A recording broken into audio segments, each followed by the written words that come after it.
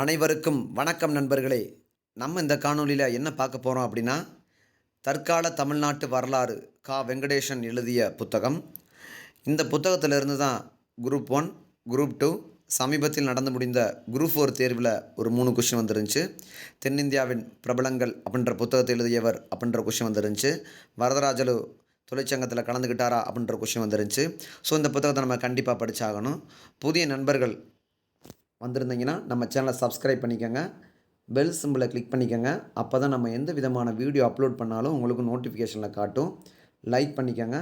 இதற்கான பிடிஎஃப் நம்ம டெலகிராம் குரூப்பில் போட்டிருக்கேன், அதை நீங்கள் பார்த்துக்கோங்க. இது நம்மளுடைய 4வது வகுப்பு 4வது கிளாஸ். இதுக்கு முன்னாடி 3 கிளாஸ் நம்ம நடத்தியிருக்கோம். தற்கால தமிழ்நாட்டு வரலாறில் விடுதலை போராட்டத்தில் தமிழ்நாட்டின் பங்கு அப்படின்ற டாப்பிக்கில் நடத்திக்கிட்டு இருக்கோம். ஓகேங்களா? இப்போ அதோட தொடர்ச்சி தான் பார்க்க போகிறோம். ராஜாஜி அமைச்சரவை. நீதி கட்சியின் 17 ஆண்டுகால இரட்டை ஆட்சிக்கு பின் சென்னை ராஜதானியில் காங்கிரஸ் ராஜாஜியின் தலைமையில் ஆட்சி அமைச்சது. நீதி கட்சி 1920 1937 வரைக்கும் கிட்டத்தட்ட 17 ஆண்டுகளில் 13 ஆண்டுகள், ஓகேங்களா, 17 ஆண்டுகால இரட்டை ஆட்சிக்கு பின் அப்படின்ட்டு இருக்காங்க. ஆனால் நீதி கட்சியில் 13 ஆண்டுகள் ஆட்சி பண்ணியிருக்காங்க. இடையில் சுயராஜ்ய கட்சி ஆட்சி அமைச்சிருக்கும். மாநில சுயாட்சி திட்டத்தின் கீழ் ராஜாஜி அரசு கொண்டு வந்த மதுவிலக்கு சட்டமும் ஆலய பிரவேச சட்டமும் செயற்கரிய செயல்களாகும் அப்படின்றாங்க. ராஜாஜி பீரியடில் கொண்டு வரப்பட்டது என்னது? மதுவிலக்கு சட்டமும் மதுவிலக்கு திட்டம்னு ஒன்று கொண்டு வந்திருக்காப்புல. மதுவிலக்கு சட்டம், ஆலய பிரவேச சட்டம் முக்கிய செயல்களாகும்ன்றாங்க. மதுவிலக்கு திட்டத்தால் ஏற்பட்ட இழப்பை சரிகட்டுவதற்காக புகுத்தப்பட்ட விற்பனை வரி மக்களின், குறிப்பாக வியாபாரிகளின் வெறுப்பையும் எதிர்ப்பையும் தேடி வந்தது. ஆசியாவிலேயே முதலில் விற்பனை வரியை அறிமுகப்படுத்தியவர் ராஜாஜி. ஆசியாவிலே முதலில் விற்பனை வரியை அறிமுகப்படுத்திய மாநிலம் தமிழ்நாடு. ஆசியாவிலேயே விற்பனை வரியை அறிமுகப்படுத்திய முதல் நாடு இந்தியா. மாறாக ராஜாஜி ஆட்சியின் இந்தி கொள்கை சும்மா இருந்த சங்கை ஊதி கெடுத்தது போல் ஆயிற்று. தமிழகத்தில் இந்திய எதிர்ப்பு போராட்டம் காட்டுத்தீ போல் பரவிற்று. தமிழகத்தை பொறுத்த வரைக்கும் இந்திய எதிர்ப்பு போராட்டம் எப்படி பரவிருக்கு? காட்டுத்தீ மாதிரி பரவிச்சுன்னு சொல்கிறாங்க. இப்போராட்டத்திற்கு தலைமை தாங்கிய பெரியார் என்ன பண்ணியிருக்காப்புல? ஈவேரா அவரோட கரம் ஓங்கிற்று. தமிழ்நாடு தமிழருக்கே என்ற குரல் எழுப்பப்பட்டது. 1938 செப்டம்பர் 11. தமிழ்நாடு தமிழருக்கே என்ற குரல் எப்பொழுது எழுப்பப்பட்டது? தமிழ்நாடு தமிழருக்கே என்ற குரல் 1938 செப்டம்பர் 11ஆம் நாள் எழுப்பப்பட்டது. பெரியார் இந்திய எதிர்ப்பு காரணமாக கைது செய்யப்பட்டு 2 ஆண்டு தண்டனை பெற்று பெல்லாரி சிறையில் அடைக்கப்பட்டார். 1938 டிசம்பர் 6. அப்படின்னா தமிழ்நாடு தமிழருக்கே என்ற குரல் எழுப்பப்பட்டது எப்பொழுது? தமிழ்நாடு தமிழருக்கே என்ற குரல் எழுப்பப்பட்டது 1938 செப்டம்பர் 11ஆம் நாள். பெரியார் இந்திய எதிர்ப்பு காரணமாக கைது செய்யப்பட்டு எத்தனை ஆண்டுகள் சிறையில் இருந்தார்? பெரியார் இந்திய எதிர்ப்பு காரணமாக கைது செய்யப்பட்டு 2 ஆண்டுகள் சிறையில் இருந்தார். எந்த சிறையில் இருந்தார்? பெல்லாரி சிறையில் இருந்தார்.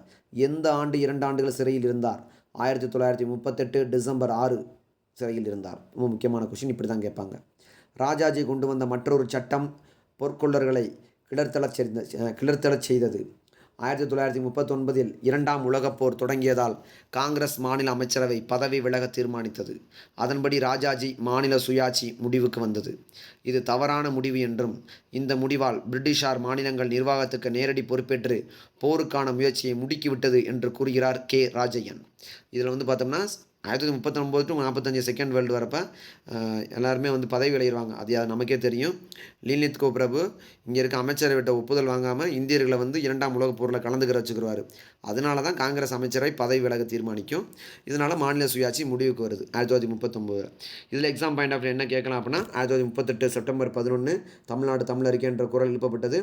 ராஜாஜி பார்த்தோம்னா இந்திய எதிர்ப்பு போராட்டத்துக்காண்டி கொண்டு வந்திருக்காப்புல. அதனால் பெல்லாரி சிறையில் 2 ஆண்டு சிறை தண்டனை பெற்றிருக்கார் பெரியார். 1938 டிசம்பர் 6. ஓகேங்களா? சரி. தனிநபர் சத்தியாகிரகம் 1940. 1940 அக்டோபர் 13 வார்தாவில் கூடிய காங்கிரஸ் கமிட்டி கூட்டத்தில் காந்தி வெளியிட்ட தனிநபர் சத்தியாகிரக திட்டத்தையொட்டி தமிழர் பலர் கைதாயினர். டாக்டர் TSS ராஜன் தமிழ்நாட்டின் முதல் சத்தியாகிரியாக சிறை சென்றவர். அப்படின்னா தமிழ்நாட்டின் முதல் தனிநபர் சத்தியாகிரி யார் அப்படின்னா TSS ராஜன். தமிழ்நாடு காங்கிரஸ் சர்வாதிகாரியாக பொறுப்பேற்ற கே. காமராஜர் தமிழ்நாடு முழுவதற்குமான சத்தியாகிரகிகளின் பட்டியலை தயாரித்து கொண்டு காந்தியை சந்தித்து பேச சென்றபோது கூடூர் புகை வண்டி நிலையத்தில் கைது செய்யப்பட்டு வேலூர் சிறையில் அடைக்கப்பட்டார். அப்படின்னா 1940 ஓகேங்களா அந்த காலகட்டங்களில் வந்து காந்தியை சந்திக்கிறப்ப சிறை சென்றவர் யார் போயிருக்காருன்னா வேலூர் சிறையில் வந்து காமராஜர் வந்து அடைக்கப்பட்டிருக்காரு. இந்த கேள்வி கண்டிப்பாக கேட்பாங்க. தமிழ்நாடு முழுவதற்குமான சத்தியாகிரகிகள் ஒரு ஒரு லிஸ்ட்டை தயாரிச்சுட்டு காந்தி சந்தித்து பேசுவோன்னு சொல்லி கூடூர் புகைவண்டி ரயில்வே ஸ்டேஷனில் போய் பார்க்கலான்னு போயிருக்காரு. ரயில்வே ஸ்டேஷனில் வச்சு கைது பண்ணியிருக்காங்க. கூடூர் ரயில்வே ஸ்டேஷனில் கைது பண்ணி வேலூர் சிறையில் அடைச்சிருக்காங்க. ரொம்ப முக்கியமான கொஷின். தஞ்சை, செங்கற்பட்டு, கோவை ஆகிய மாவட்டங்களில் பெரிய நிலச்சுவந்தார்களும் வணிகர்களும் தனிநபர் சத்தியாகிரகத்தில் ஈடுபட்டு சிறை சென்றனர். அது மட்டும் இல்லாமல் நிறைய பேர் சிறை சென்றிருக்காங்க. தஞ்சை, செங்கற்பட்டு, கோவை ஆகிய மாவட்டங்களில் பெரிய பெரிய நிலச்சுவந்தார்களும் வணிகர்களும் தனிநபர் சத்தியாகிரகிகளும் ஈடுபட்டு சிறை போயிருக்காங்க. Rajagopalachari, Sathyamurthy, T Prakasam, doctor P Subbarayan, VI. Munusamy Pillai, S Ramanathan, P Gopalareddy, V Giri, N Bhaktachalam, NS. Varadachari, TS. Avinashilingam, PS. Kumaraswamy Raja, Nadimuthu, Nachiappan, Venkatasamy, பன்மொழி புலவர் தோப்பே மீனாட்சி சுந்தரனார், தமிழ் பேராசிரியர் மறை திருநாவுக்கரசர், திருமதி நீலாவதி ராமசுப்பிரமணியம், மாப்போ சிவஞானம், தினமணி ஆசிரியர் டி.எஸ். சொக்கலிங்கம். இவர் தான் பேனா மன்னன் என்று அழைக்கப்பட்டவர். பேனா என்று அழைக்கப்பட்டவர் யார் என்றால் அப்புச்சாமி. பேனா மன்னர் டி.எஸ். சொக்கலிங்கம். பேனா மன்னருக்கு மன்னர் திருவிக்கா. ஆனந்த விகடன் ஆசிரியர் ரா. கிருஷ்ணமூர்த்தி ஆகியோர் தனிநபர் சத்தியாகிரகத்தின் போது சிறை புகுந்த செம்மல்கள் ஆவர். தமிழ்நாட்டில் ஒத்துழையாமை இயக்கம், உப்பு சத்தியாகிரகம் ஆகிய போராட்டங்களில் ஈடுபட்டவர்களை விட தனிநபர் சத்தியாகிரகத்தில் அதிக அளவிலும் அதிக ஆர்வத்துடனும் காங்கிரஸ்காரர்கள் கலந்து கொண்டு சிறை தண்டனை பெற்றனர். தமிழ்நாட்டில் தேச விடுதலை போராட்ட சுடர் விளக்கு தொடர்ந்து எரிந்து கொண்டே இருந்தது. அப்படின்னா தமிழ்நாட்டில் ஒத்துழையாமை இயக்கம், உப்பு சத்தியாகிரகத்துகள், தனிநபர் சத்தியாகிரகம் நிறைய பேர் கலந்துக்கிட்டாங்க அப்படின்றதுக்கு அது முக்கியமான வரியாக குறிப்பிட்றாங்க. ஒரு பத்திரிகை ஆசிரியர் மட்டும் நம்ம பார்த்துக்கிறோம், ரொம்ப முக்கியமானது. தினமணி ஆசிரியர் டி.எஸ். சொக்கலிங்கம், ஆனந்த விகடன் ஆசிரியர் ரா. கிருஷ்ணமூர்த்தி. ஓகேங்களா, இது ரொம்ப முக்கியமானது. ஓகே, நிறைய பேர் வந்து ஒத்துழையாமை இயக்கத்தை காட்டிலும் உப்பு சத்தியாகிரகத்தில் தனிநபர் சத்தியாகிரகத்தில் நிறைய பேர் கலந்துக்கிட்டாங்க. முதல் தனிநபர் சத்தியாகிரகி டி.எஸ்.எஸ். ராஜன். சத்தியாகிரகிகள் லிஸ்ட்டு தயாரித்து கொண்டு போகிறப்ப கூடூர் போக வேண்டியதில் வேலூர் சிறையில் அடைக்கப்பட்டிருக்காரு. யார்? காமராஜர். கோவை மாவட்டங்களில் பெரிய பெரிய நிலச்சுவந்தார்களும் இதில் ஈடுபட்டிருக்காங்க. தனிநபர் சத்தியாகிரகம் 1940 அக்டோபர் 13. இந்தியாவில் பொறுத்த வரைக்கும் முதல் தனிநபர் சத்தியாகிரகி யார், இரண்டாவது தனிநபர் சத்தியாகிரகி யார், மூன்றாவது தனிநபர் சத்தியாகிரகி யார்?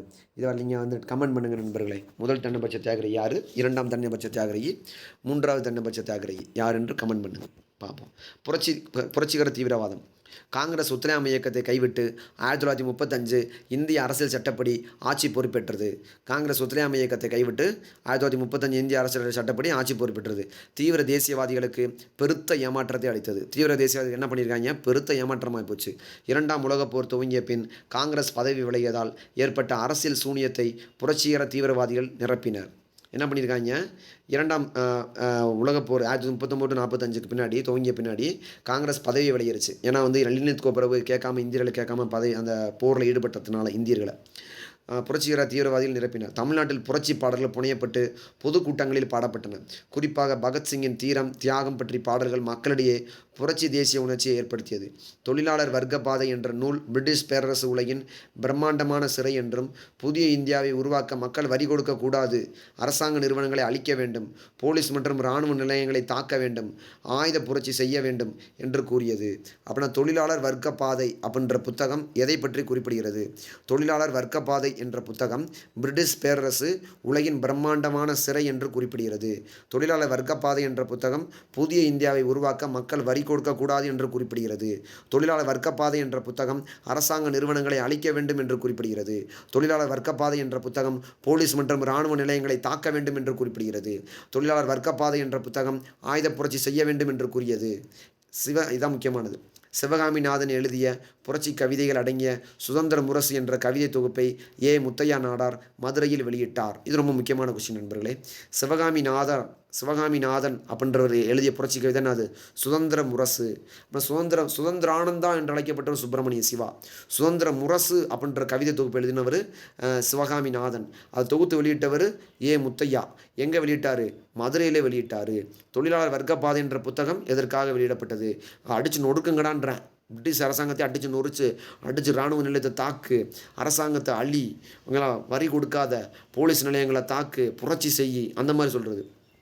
சிவகாமிநாதன் எழுதிய புத்தகம் அதுவும் புரட்சி கவிதை புத்தகம் தான். சுதந்திர முரசுன்ற கவிதை தொகுப்பு ஏ. முத்தையா நாடார் மதுரையில் வெளியிட்டிருக்காப்புல. எங்கே வெளியிட்டிருக்காப்புல? மதுரையில் வெளியிட்டிருக்காரு. ஓகேங்களா. சிவகாசி புரட்சி தீவிரவாதிகளின் குவிய மையமாக இருந்தது. புரட்சி தீவிரவாதத்தின் குவி மையம். தீவிரவாதிகளின் கோட்டை அப்படின்றாங்க பாண்டிச்சேரியை. தென்னகத்து பூனான்றாங்க சேலத்தை. புரட்சி தீவிரவாதத்தின் குவி மையம் சிவகாசி. துரைசாமி, தனமூர்த்தி, கணபதி ஆகியோர் தலைமறைவாகி புரட்சி இயக்கத்தை நடத்தி வந்தனர். யார் யாருக்கு? துரைசாமி, கணபதி, தனமூர்த்தி புரட்சி தீவிரவாத பிரசுரங்களை வெளியிட்டனர். ஒரு பிரசுரம் பிரிட்டனுக்கு சமாதி கட்ட வேண்டும் என்ற துணிச்சல் மிக்க இளைஞர்களை கேட்டுக்கொண்டது. பிரிட்டிஷ் அதிகாரிகள் கூடியிருந்த மதுரை திருமலை நாயக்கர் மகாலில் வெடிகுண்டு வைக்கப்பட்டது. எப்பொழுதுனா 1937 மே 12. பிரிட்டிஷ் அதிகாரிகள் கூட மதுரை திருமலை நாயக்கர் மகாலில் 1937 மே 12 வெடிகுண்டு வச்சுட்டாங்க. சென்னை பெரம்பூரில் இருந்த ஒரு வீட்டை சோதனையிட்டு மோகன், குமாரமங்கலம், சுப்பிரமணிய சர்மா, அனுமந்த்ராவ், குன்சுப்பு நம்பியார் ஆகிய தலைமறைவு தலைவர்களை கைது செய்தனர். ஓகேங்களா? இந்த சோதனையிட்டு மோகன், குமாரமங்கலம் தான் யார்? வரதராஜில் போட்டிட்டு தோத்துருப்பாப்புல. சேலத்து வரதராஜில்கிட்ட ஒரு தேர்தலில் போட்டு தோத்துருப்பாப்புல. மோகன், குமாரமங்கலம், சுப்பிரமணிய சர்மா, அனுமந்த்ராவ், குன்சப்பு நம்பியார் கைது செய்யப்பட்டிருக்காங்க. பாசிச புத்தகங்களும் பிரசுரங்களும் கைப்பற்றப்பட்டன. 1941 மார்ச் மாதம் பாசிச புத்தகங்களும் பிரசுரங்களும் கைப்பற்றப்பட்டன. பிரிட்டிஷ் ஆட்சியை ஒழிக்க சதி செய்ததாக குற்றம் சாட்டி உடுமலைப்பேட்டையில் நரசிம்ம நாயக்கரையும் அவரது சகாக்களையும் கோவையில் கைது செய்து 5 ஆண்டு கடுங்காவல் தண்டனை கொடுத்து பெல்லாரி சிறையில் அடைத்தனர். யார்? உடுமலைப்பேட்டையில் வச்சு கைது பண்ணியிருக்காங்க. யாரை கைது பண்ணியிருக்காங்க அப்படின்னு சொல்லி பார்த்தோம்னா, பாசிச புத்தகங்கள் பிரிட்டிஷ் ஆட்சியை ஒழிக்க செய்த குற்றம் உடுமலைப்பேட்டை நரசிம்ம நாயக்கரையும் அவங்க சகாக்களையும் பெல்லாரி சிறையில் 5 வருஷம் சிறையில் போட்டிருக்காங்க. சிறை கொடுமை தாங்காமல் நரசிம்ம நாயக்கர் உயிரிழந்தார். புரட்சி இந்த கேள்வி எப்படி கேட்கலாம்? புரட்சி தீவிரவாதியின் குவி மையம் சிவகாசியில் கைது செய்யப்பட்டவங்க துரைசாமி, கணபதி, தனமூர்த்தி. தலைமறைவாகி புரட்சி நடத்தி இருந்திருக்காங்க, கைது செய்யப்படல. ஓகேங்களா? ஓகே. வெடிகுண்டு வச்சது நாயக்கர் மகாலில் 1937 மே 12. ஓகேங்களா? ஓகே. வெள்ளையனே வெளியேறு இயக்கம் 1942 ஆகஸ்ட் 7, ஆகஸ்ட் 8ஆம் தேதிகளில் பம்பாயில் கூடிய காங்கிரஸில் வெள்ளையனே வெளியேறு தீர்மானம் நிறைவேற்றப்பட்டது. அப்படின்னா வெள்ளையனே வெளியேறு தீர்மானம் எந்த காங்கிரஸ் மாநாட்டில் நிறைவேற்றப்பட்டது? வெள்ளையனே வெளியேறு தீர்மானம் பம்பாயில் நடைபெற்ற காங்கிரஸ் மாநாட்டில் வெள்ளையனே வெளியேறு தீர்மானம் நிறைவேற்றப்பட்டது. அடுத்த நாள் காந்தி கைது செய்யப்பட்டார். அடுத்த நாளே ஆகஸ்ட் 7, 8 தேதியில் கூட்டம் போடுறாங்க. அடுத்த நாளே கைது பண்ணிடுறாங்க. பம்பாய் காங்கிரஸ் கூட்டத்தில் கலந்து கொண்டு திரும்பிய தமிழ்நாட்டு பிரதிநிதிகளான கே. காமராஜர், வேலூர் வி.எம். உபயத்துல்லா, திருவண்ணாமலை என். அண்ணாமலை பிள்ளை, சி.என். முத்துராமலிங்கம், எம். பக்தவாச்சலம், எஸ். சத்தியமூர்த்தி ஆகியோர் கைது செய்யப்பட்டு வேலூர் சிறைக்கு கொண்டு செல்லப்பட்டனர். அப்படின்னா வெள்ளையனே வெளியேறு இயக்கத்து மறுநாளே காந்தியை கைது பண்ணுறாங்க. அந்த பம்பாய் காங்கிரஸ் கூட்டத்தில் கலந்து கொண்ட தமிழ்நாட்டு பிரதிநிதிகளான காமராஜர், ஓகேங்களா, உபயத்துல்லா, அண்ணாமலை, சி. முத்துராமலிங்கம், பக்தவாச்சலம், சத்தியமூர்த்தின்னு ஒரு 6 பேரை கைது பண்ணி வேலூர் சிறையில் வச்சுக்கிறாங்க. ஓகேவா? பக்தவாச்சலம், அண்ணாமலை, ஓகேங்களா, முத்துராமலிங்கம், உபயத்துல்லா, காமராஜர், இன்னும் 6 பேர் தான். எந்தெந்த ஊருக்காரன்னு பார்த்துக்கிற வேண்டியதான்.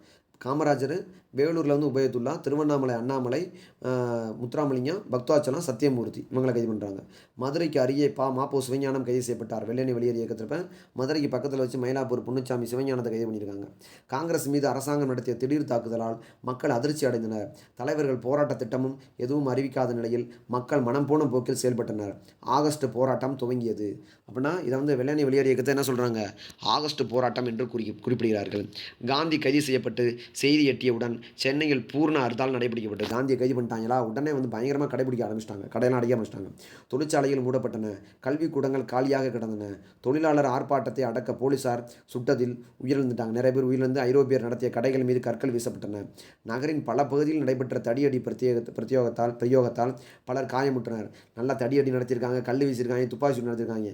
சென்னை, செங்கற்பட்டு, வட ஆற்காடு, தென்னார்காடு மாவட்டங்களில் நூற்றுக்கணக்கானோரை கைது பண்ணியிருக்காங்க. அப்படின்னா வெள்ளையனே வெளியேறு இயக்கத்தை பாருங்களேன். காந்தியை கைது பண்ணதுக்கப்புறம் தொடர்ச்சியான எவ்வளோ பிரச்சனைகள் ஏற்படுத்திக்கிட்டு இருக்குன்னு. தஞ்சை மாவட்டத்தில் காங்கிரஸ் கழகக்காரர்கள் பல குழுக்களாக பிரிந்து கிளர்ச்சியில் ஈடுபட்டனர். தஞ்சை மாவட்டத்தில் பார்க்குறாங்க.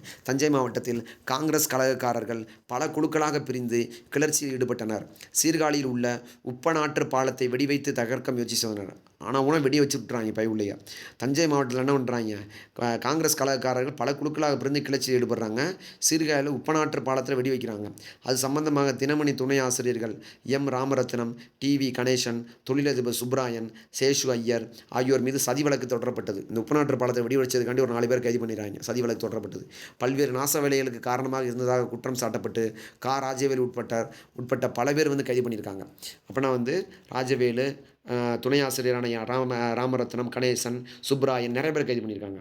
கோயம்புத்தூரிலும் சிங்காநல்லூரிலும் பஞ்சாலை தொழிலாளர்கள் வேலைக்கு செல்லாமல் தடை உத்தரவை மீறி ஊர்வலம் சென்றனர். இது நம்ம 10th புத்தகத்தில் நம்ம படிச்சிருப்போம். கோயம்புத்தூரிலும் சிங்காநல்லூரிலும் பஞ்சாலை தொழிலாளர்கள் வேலைக்கு செல்லாமல் தடை உத்தரவை மீறி என்ன பண்ணியிருக்காங்க, ஊர்வலம் சென்றிருக்காங்க. போலீசார் குறுக்கிட்டு ஊர்வலத்தை கலைக்க முற்பட்ட போது கலவரம் உண்டது. கோவை இராணுவ விமான தளம் தாக்கப்பட்டு முழுவதும் எரிக்கப்பட்டது. கோவை இராணுவ ஏர்போர்ட்டை பிடிச்சி இது பண்ணி விட்டுருக்காங்க. கோவைக்கு அருகே உள்ள சூலூர் இராணுவ விமான நிலையமும் தாக்கியிருக்காங்க. ஓகேங்களா. கோவை இராணுவ விமானத்தளம் தாக்கப்பட்டு முழுதும் இறக்கி விட்டுருக்காங்க. சுமார் 200 இராணுவ டாங்குகள் நாசமாக்கப்பட்டன. அக்கிளர்ச்சியின் போது இராணுவத்தில் சுட்டதில் 30 பேர் மாண்டனர். இது எக்ஸாம் பாயிண்ட் ஆஃப் என்ன, கோயம்புத்தூரும் சிங்கப்பூரும் கடையெடுப்பு நடத்திருக்காங்க. இராணுவத்தோடு சண்டை போட்டிருக்காங்க. இராணுவ கிடங்க விமான நிலையத்தை எரிச்சிருக்காங்க. சூலூருக்கு அருகாமையில் இருந்த கிராமத்திலிருந்து ஆண்கள் கைது செய்யப்பட்டு ஒரு சிறு இடத்தில் 1 வார காலம் அடைத்து வைக்கப்பட்டனர். மதுரை மாவட்டம் முழுவதும் கடையெடுப்பு செய்யப்பட்டது. பல இடங்களில் போலீசாருக்கும் இளைஞர்களுக்கும் இடையே மோதல்கள் நடைபெற்றன. மதுரையிலும் பசுமலையில் உள்ள தொழிலாளர்கள் வேலைநிறுத்தம் செய்தனர். மதுரையில் தடையை மீறி பேசியதற்காக வைத்தியநாத ஐயர், சிதம்பர பாரதி, ராஜாராம் போன்ற பல பிரமுகர்கள் கைது செய்யப்பட்டனர். ஜான்சி ராணி பூங்காவில் தடையை மீறி கூடிய பொதுமக்களுக்கு போலீசாருக்கும் இடையே பல மணி நேரம் போராட்டம் நடந்தது. துப்பாக்கிச் சூட்டில் 6 பேர் உயிரிழந்தனர். பலர் படுகாயமுற்றனர். மதுரை வீதிகளில் போலீஸ் வாகனங்கள் நடமாட முடியாதபடி போக்குவரத்து தடை செய்யப்பட்டது. அஞ்சலகம் தீக்கிரையாக்கப்பட்டது. அரசாங்க அலுவலகங்கள் செயலிழந்தன. சர்க்கிள் இன்ஸ்பெக்டர் விஸ்வநாத ஐயர் மீது திராவகம் வீசப்பட்டது. இன்ஸ்பெக்டர் மேலே வந்து ஆசிட்டை ஊற்றிட்டு போயிட்டாங்க. நிலைமை கட்டுக்கடங்காமல் போகவே மதுரை மாநகரில் ஊரடங்கு பிறப்பிக்கப்பட்டு இராணுவத்திடம் ஒப்படைக்கப்பட்டது. மதுரைக்காரங்க இராணுவத்திலே சண்டை போட்டாங்கப்பா. தென்னிந்தியாவின் ஏதன சென்றழைக்கப்பட்ட மதுரைக்காரங்க இராணுவத்தோடய சண்டை போட்டாங்க. தூங்கா நகரம், அல்லங்காடி, நாலங்காடி குறிப்பிட்ட மதுரை இராணுவத்தோடய போய் சண்டை போட்டு வந்திருக்காங்க கடைசியில். இது என்ன சொல்ல வராங்க, வெள்ளையனை வெளியேறு இயக்கத்துனா கோயம்புத்தூர், சிங்காநல்லூர், மதுரை எல்லா இடத்துலையும் மக்கள் வந்து அந்த அளவுக்கு தன்னெழுச்சியாக போராட்டம் நடத்தின குறிப்பிட்றாங்க. வேற ஒன்றும் இல்லை. ராமநாதபுரம் மாவட்டத்தில் வன்முறை நிகழ்ச்சிகள் பரவலாக நடைபெற்றன. செட்டிநாட்டு இளைஞர்களும் ஆகஸ்ட் கிளர்ச்சியில் தீவிரமாக ஈடுபட்டனர். திருவேகம்பூர் சாலையில் உள்ள பாலங்கள் உடைக்கப்பட்டன. சாலையோரங்களில் உள்ள மரங்கள் வெட்டி வீழ்த்தப்பட்டு போக்குவரத்துக்கு தடை செய்யப்பட்டது. திருவாடனையில் பஸ்ஸுகள் தீக்கிரையாக்கப்பட்டன. துப்பாக்கிச் சூட்டில் தர்மராஜன் என்பவர் உயிரிழந்தார். துப்பாக்கிச் சூட்டில் தர்மராஜன் செத்து போயிறாப்புல. பலர் காயமுற்றனர். கட்டுக்கடங்காத கூட்டம் மாஜிஸ்ட்ரேட் கோர்ட்டுக்குள் புகுந்து டஸ்காவிஸ்டுகள் வந்து கொளுத்தி கட்டிடத்துக்கு தீ இறைக்க வைத்தது. அப்போது நடந்த துப்பாக்கி சூட்டில் ஒரு பெண் உட்பட 6 பேர் இறந்தனர்.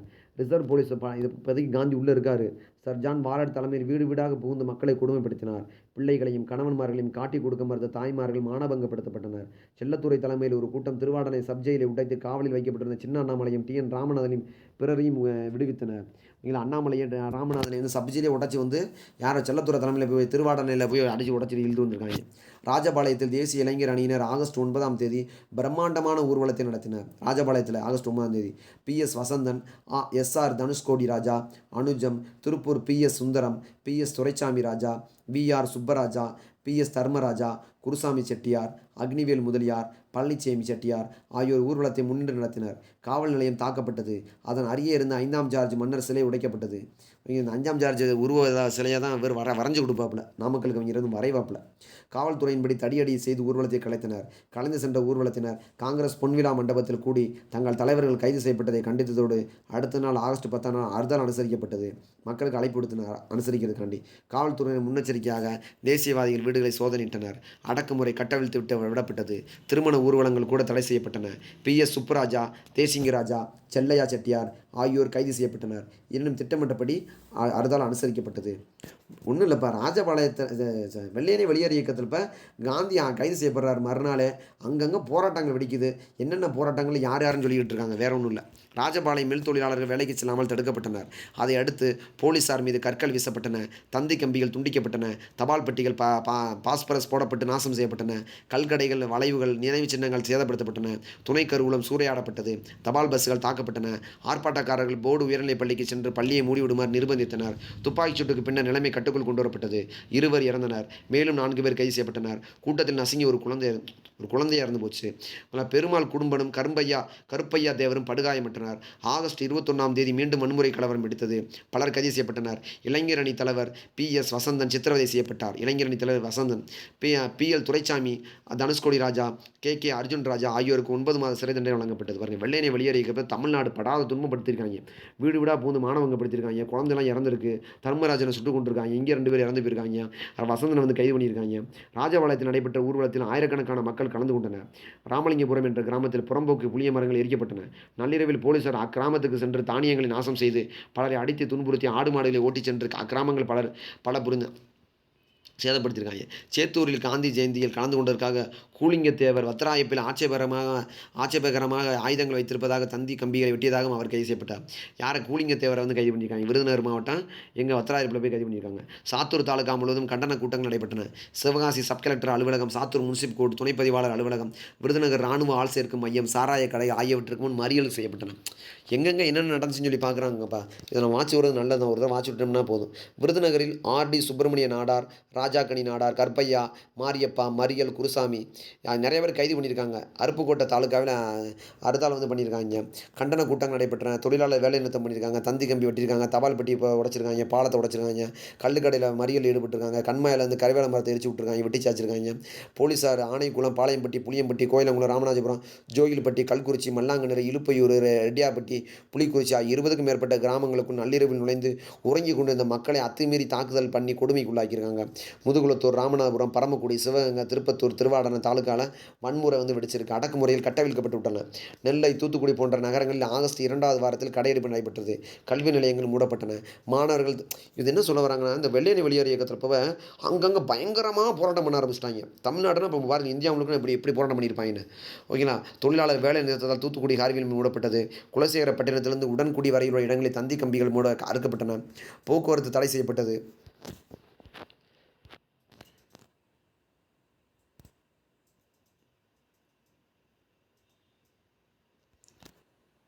போக்குவரத்து வந்து தடை பண்ணியிருக்காங்க. அது மட்டும் இல்லாமல் போக்குவரத்து தடை பண்ணது மட்டும் இல்லாமல் லோன் என்பவர் துப்பாக்கி தாக்குதலுக்கு பல கிளர்ச்சியாளர்கள் பலியாயினார். லோன் ஷேக் கொல்லப்பட்டார். ஆர்ப்பாட்டக்காரர்கள் என்ன பண்ணியிருக்காங்க? தப்பிச் சென்று உடன்குடி மற்றும் சுற்றுப்புற கிராமங்களை ஒளிஞ்சுக்கிட்டாங்க. சுதந்திர பிரதேசம் என அறிவித்தார். என்ன சொல்கிறாங்க? தப்பிச் சென்று உடன்குடி மற்றும் சுற்றுப்புற கிராமங்களில் ஒளிந்து கொண்டார். அவர்கள் இருந்த கேட்பாங்க. இந்த கேள்வி இப்படி தான் கேட்பாங்க. சுதந்திர பிரதேசம் என அறிவித்தவர் எதை அறிவிச்சிருக்காங்க? கிளர்ச்சியாளர்கள். அங்கேருந்து தப்பிச்சு போய் அந்த உடன்குடி மற்றும் சுற்றுப்புற கிராமங்களை ஒளிஞ்சுக்கிட்டாங்க. ஓகேங்களா? உப்பளை இன்ஸ்பெக்டர் லோனை போட்டு கொண்டுட்டு ஓகேங்களா? அதனால் வந்து அந்த ஏரியாவை என்ன சொல்கிறாங்க? சுதந்திர பிரதேசம் ஆகிட்டாங்க. ஒரு வாரத்திற்கு பின்னர் இராணுவத்தினர் அப்பகுதிக்கு சென்று அட்டூழியங்கள் பல செய்த 115 கலகக்காரர்களை கைது செய்தனர். காசிராஜனும் ராஜகோபாலும் தூக்கு தண்டனை பெற்றனர். பின்னர் கருணைமணியில் விடுதலை செய்யப்பட்டனர். காசிராஜனும் ராஜகோபாலும் கைது செய்யப்பட்டு பின்னர் விடுதலை செய்யப்பட்டனர். 1942 ஆகஸ்ட் மாதம் முழுவதும் தமிழ்நாட்டின் பல இடங்களிலும் வன்முறை கலவரங்கள் நடைபெற்றன. அவை யாவும் தனிநபர்களாலும் குழுக்களாலும் கூட்டங்களாலும் நடத்தப்பட்டவையாகும். அதனால் அப்போராட்டம் தலைமையின் ஒரு கீழ் ஒருங்கிணைக்கப்பட்டு மக்கள் இயக்கமாக உருவெடுக்க முடியாமல் போய்விட்டது. அதனால தான் அந்த மக்கள் இயக்கமாக உருவெடுக்க முடியலைன்றாங்க. ராஜகோபாலாச்சாரி அவர் ஆதரவாளர்களும் காங்கிரஸிலிருந்து வெளியேறியதால் ஆகஸ்ட் கிளர்ச்சியில் அவர்கள் கலந்து கொள்ளாமல் ஒதுங்கி இருந்தனர். ஆனால் ராஜகோபாலாச்சாரி என்ன பண்ணிட்டாப்புல? இதில் கலந்துக்கல. வெள்ளையனே வெளியேறு இயக்கத்தில் கலந்துக்கல, ஒதுங்கி இருந்திருக்காப்புல. மாணவர்களுக்கிடையே, தொழிலாளர்களிடையே மிகுந்த செல்வாக்கு பெற்றிருந்த கம்யூனிஸ்டுகள் 2வது உலகப் போரில் நேச நாடுகளை ஆதரித்ததுனால அரசாங்க சார்புடையவர்களாக இருந்து கொண்டு வெள்ளையனே வெளியேறு இயக்கத்தை பலவீனப்படுத்தினர். தமிழ்நாட்டில் நாச வேலைகள் 1942 ஆகஸ்ட் மாதத்தோடு முடிந்துவிட்டன. அதன் பிறகு அகப்பட்ட காங்கிரஸ்காரர்கள் மீது சதி வழக்கு என்ற பெயரில் பொய் வழக்குகள் போடப்பட்டன. தமிழ்நாட்டில் நடைபெற்ற அக்னி திராவக வழக்கு, லோன் கொலை வழக்கு, சீர்காழி சதி வழக்கு, விமானதள எரிப்பு வழக்கு, திருவையாறு கலவர வழக்கு ஆகியவை பிரசித்தம். இவ்வழக்குகளில் சம்மந்தப்பட்டதாக எப்படின்னா பார்த்துக்கோங்க, என்னென்ன வழக்கில் யார் யார் சம்மந்தப்பட்டிருக்கான்னு சொல்லி. அந்த லோன் வழக்கெல்லாம் வந்து பார்த்தோம்னா 2 பேரை காசிராஜன் இவனையும் கைது பண்ணியிருப்பாங்க. ராஜகோபால் தூக்கு தண்டனை விட்டு அதுக்கப்புறம் என்ன பண்ணியிருப்பாங்க? திருப்பி விட்டுருப்பாங்க. இந்த மாதிரி ஒவ்வொரு வழக்குமே பயங்கர பிரசித்தி பெற்ற வழக்குன்றாங்க. மரண தண்டனை விதிக்கப்பட்டு பின்னாட்டில் வந்து விடுதலை அதை கருணை இதாக பண்ணியிருக்காங்க சொல்கிறாங்க. ஓகேங்களா? போராட்டக்காரர் வன்முறைகளின் வழியாக மூலம் நாட்டு விடுதலை பெற தயங்க மாட்டோம் என்பதை சந்தேகத்துக்கு இடமின்றி நிரூபித்தனர் ஆகஸ்ட் கிளர்ச்சியின் பொழுது அப்படின்றாங்க. அடுத்து விடுதலை. அதாவது பூனாவில் ஆகா கான் அரண்மனையில் சிறை வைக்கப்பட்டிருந்த காந்தியை விடுதலை செய்யுமாறு நாடெங்கும் பொதுக்கூட்டங்களும் மறியல்களும் நடைபெற்றன. பூனாவில் ஆகா கான் அரண்மனை தான் வச்சுருக்காங்க காந்தியை.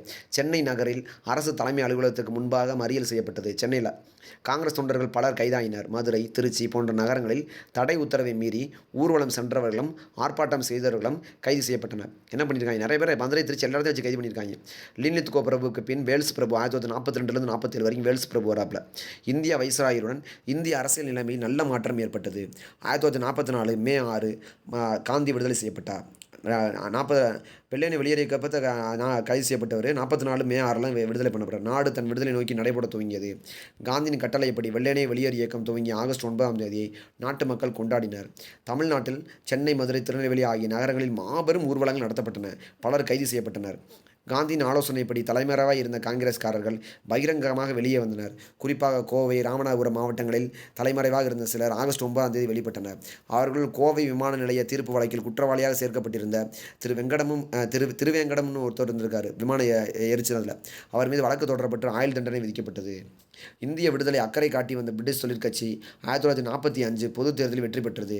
இது இந்திய சுதந்திர போராட்டத்தின் வெற்றி வாய்ப்புக்கான அறிகுறியாக இருந்தது. லேபர் கட்சி ஜெயிச்சிட்டாங்க. இந்திய சட்டமன்ற தேர்தலில் தமிழ் மாவட்டங்களில் சென்னை நகர தொகுதியிலிருந்து திருமதி அம்மு சுவாமிநாதனும், செங்கற்பட்டு தென்னார்காடு பகுதியிலிருந்து வெங்கட சுப்ப ரெட்டியாரும், கோவை வடார்காடு தொகுதியிலிருந்து சேலம் தொகுதியிலிருந்து வி.சி. வெள்ளையங்கிரி கவுண்டர், அந்த அழிஞ்சிருக்குது என்ன பேர் அப்படின்னா வெள்ளையங்கிரி கவுண்டர் அப்படின்னு இருக்காங்க. என்ன பேர் அப்படின்னா வெள்ளையங்கிரி கவுண்டர். ஓகேங்களா. தஞ்சை திருச்சி தொகுதியிலிருந்து சடகோபாச்சாரி, தஞ்சை திருச்சி பகுதியிலேருந்து யாருன்னா சடகோபாச்சாரி, மதுரை ராமநாதபுரம் நெல்லை தொகுதியிலிருந்து ஆதித்த நாடார் தேர்ந்தெடுக்கப்பட்டனர். 1939 பாதுகாப்பு கைதியாக சிறையில் அடைக்கப்பட்டிருந்து 1945 செப்டம்பர் 8ஆம் தேதி விடுதலை செய்யப்பட்ட முத்துராமலிங்க தேவர் இத்தேர்தலில் போட்டியிட்டு வெற்றி பெற்றார். 1945 செப்டம்பர் 8ஆம் தேதி விடுதலை செய்யப்பட்டிருக்கார். யார்? பாதுகாப்பு கைதி. 39 பாதுகாப்பு கைதியாக சிறை அடைக்கப்பட்டிருந்தார். இந்தியாவிலேருந்து வாய்ப்பூட்டு சட்டம் போட்டவங்க 2 பேர் தான். அது யாருன்னு கமெண்ட் பண்ணுங்கள். இந்தியாவிலே 2 பேர் தான் வாய்ப்பூட்டு சட்டம் போட்டிருக்காங்க. அது யாருன்னு கமெண்ட் பண்ணுங்கள் நண்பர்களே. மறக்காமல் முத்துராமலிங்க தேவர் இத்தேர்தலில் போட்டியிட்டு வெற்றி பெற்றார். வர்த்தகர்களுக்கான ஒரே தொகுதியிலிருந்து டி.ஏ. ராமலிங்கம் செட்டியார் போட்டியின்றி தேர்ந்தெடுக்கப்பட்டிருக்கார். அது அடுத்த ஆண்டு நடைபெற்ற சென்னை மாநில சட்டமன்ற தேர்தலில் 215 தொகுதிகளில் வெற்றி பெற்ற காங்கிரஸ் 1946 ஏப்ரல் 30ஆம் தேதி டி. பிரகாசம் தலைமையில் அமைச்சரவை ஆட்சி பொறுப்பேற்றது. ராமநாதபுரம், வடார்காடு, கோவை, மதுரை, திருநெல்வேலி, மலப்பார், கிழக்கு கோதாவரி ஆகிய மாவட்டங்களைச் சேர்ந்த 84 அரசியல் கைதிகளை பிரகாசம் ஆட்சி விடுதலை செய்தது. அவர்கள் 62 பேர் தமிழர்கள். இதில் 62 பேர் தமிழர்களாக இருந்திருக்காங்க. முத்துராமலிங்க தேவர் விடுதலை பண்ணியிருக்காங்க.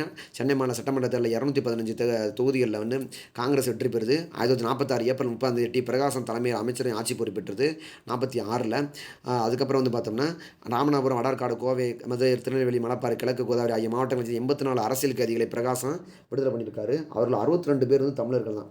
பாருங்கள், கிட்டத்தட்ட எவ்வளோ 84 பேர் 62 பேர் தமிழர்கள் தான். ஜப்பான் சரணடைந்த பின் இந்தியாவுக்கு கொண்டு வரப்பட்ட சுபாஷ் சந்திர போஸின் இந்திய தேசிய இராணுவ கைதிகளில் ஒருவரான கேப்டன் ரஷீத் என்பவருக்கு ஆயுள் தண்டனை விதிக்கப்பட்டது. அப்படின்னா இராணுவ கைதிகளில் ஒருத்தர் யாருன்னா கேப்டன் ரஷீத், சுபாஷ் சந்திர போஸோட இராணுவத்தில் இருந்திருக்காப்புல. அதை எதிர்த்து கல்கத்தாவில் வெடித்த கிளர்ச்சியின் எதிரொலி தமிழ்நாட்டிலும் கேட்டது. சென்னை, திருச்சி ஆகிய நகரங்களில் ரஷீத்தை விடுதலை செய்ய கோரி பல கலவரங்கள் நடந்தன. சென்னை நகரம் வன்முறையின் பிடியில் சிக்கியது. சென்னை நகரம் என்ன பண்ணிட்டாங்க? வன்முறையின் பிடியில் சிக்கியது. அதே போன்று பம்பாய் கப்பற்படையில் இருந்த இந்திய வீரர்கள் கிளர்ந்தெழுந்தபோது சென்னை விமான நிலையத்தில் 200க்கும் மேற்பட்டவர்கள் வேலை நிறுத்தத்தில் ஈடுபட்டனர். சென்னை போர்க்களம் பூண்டது. மாணவர்கள் நகரின் பல்வேறு பகுதியில் ஊர்வலம் சென்றனர். பச்சையப்பன் கல்லூரி மாணவர்கள் நகரில் கிளர்ச்சியை தொடங்கி வைத்தனர் எனலாம். பச்சையப்பன் காலேஜ் ஸ்டூடெண்ட் தான் ஸ்டார்ட் பண்ணி விட்டுருக்காங்க. தொழிலாளர் வேலை நிறுத்தம் சென்னை நகரை ஸ்தம்பிக்க செஞ்சது. டிராம்ப் பஸ் போக்குவரத்து நின்றது. கடைகள் மூடப்பட்டன. பெண்கள் இப்போராட்டத்தில் பெருமளவில் கலந்து கொண்டனர். மாலையில் திருவல்லிக்கேணி திலகர் கட்டிடத்தில் நடைபெற்ற பிரம்மாண்டமான பொதுக்கூட்டத்தில் தோழர் ப. ஜீவானந்தம், எம். கல்யாணசுந்தரம், எஸ்.கே. ஐயங்கார், மாணவர் தலைவர் எம்.பி. சீனிவாசன் ஆகியோர் சொற்பெருக்காற்றினர். பம்பாயில் மேற்கொள்ளப்பட்ட அடக்குமுறை கைவிடுமாறு கோரியும் சென்னை நகரில் 2வது முறையாக ஆர்ப்பாட்டமும் தொழிலாளர் வேலைநிறுத்தமும் வன்முறை நிகழ்ச்சியும் நடைபெற்றன. சென்னையில் 2வது முறை என்ன பண்ணியிருக்காங்க? வேலைநிறுத்தமும் தொழிலாளர் போராட்டமும் நடைபெற்றது.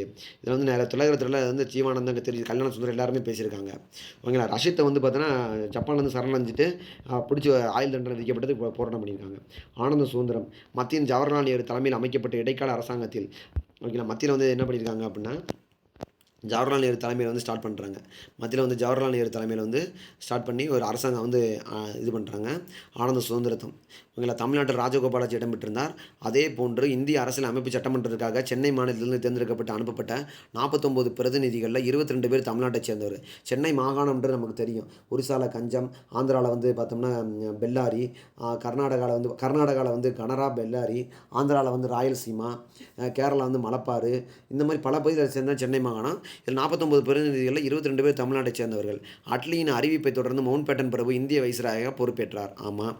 பாகிஸ்தான் பிரிவினையோடு இந்திய பிரிட்டிஷ் பிரிவினையும் பிடியினின்று விடுதலை பெற்றது. 1947 பார்த்தோம்னா நள்ளிரவில் டெல்லியில் நடைபெற்றது. 1947 ஆகஸ்ட் 14ஆம் தேதி நள்ளிரவில் டெல்லியில் நடைபெற்றது. போன்ற சென்னை சார்ஜ் கோட்டையிலும் பிரிட்டிஷ் ஜாக்கொடியை இறக்கிவிட்டு அதற்கு பதில் என்ன பண்ணியிருக்காங்க? இந்திய மூவர்ண கொடியை பட்டொலி வீசி பறக்க விட்டனர். சென்னை நகரம் அலங்கார ஒளிவிளக்கு வெள்ளத்தில் மிதந்தது. நள்ளிரவில் தமிழ் நாட்டு தெருக்கள் தோறும் ஆடுவோமே பல்லு பாடுவோமே ஆனந்த சுதந்திரம் அடைந்து விட்டோமே அப்படின்னு பாரதியாரோட பாடல்களை ரேடியோவில் வந்து ஒளிபரப்பு பண்ணியிருக்காங்க. ஓகேங்களா? ஓகே. ஓகே நண்பர்களே, இந்த வீடியோ உங்களுக்கு பயனுள்ள வகையில் இருக்குது நம்புகிறோம். புதிய நண்பர் சப்ஸ்கிரைப் பண்ணிக்கோங்க, லைக் பண்ணிக்கோங்க, டெலகிராமில் ஜாயின் பண்ணிக்கோங்க. இதற்கான பிடிஎஃப் வந்து டெலகிராமில் இருக்குது. அடுத்த வகுப்பு நமக்கு தொடர்ச்சியாக பார்ப்போம். இந்த தற்கால தமிழ்நாட்டு வரலாறு நம்ம முடிச்சிடும். நம்ம அடுத்த வகுப்பு வந்து நீதி கட்சி பார்ப்போம். நன்றி நண்பர்களே, அடுத்த வீடியோவில் சந்திப்போம். நன்றி.